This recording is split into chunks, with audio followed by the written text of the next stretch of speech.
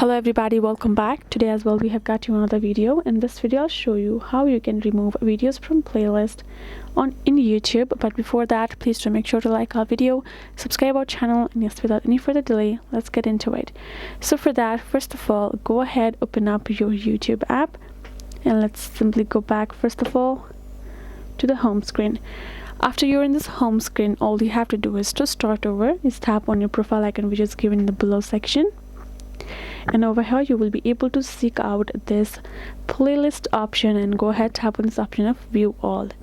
Right over here you can see we have created this many playlists, and if you would like to simply remove a video from it, all you have to do is tap on that playlist of yours, and now go ahead, scroll a bit and tap on this three dot icon given beside the video, and tap on this option of remove from your playlist's name.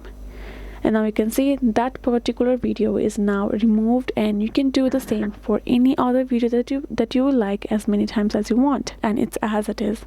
So that is how you can simply do it. Hope this video was helpful to you all. Thank you so much for watching, and yes, I'll see you guys in our next video.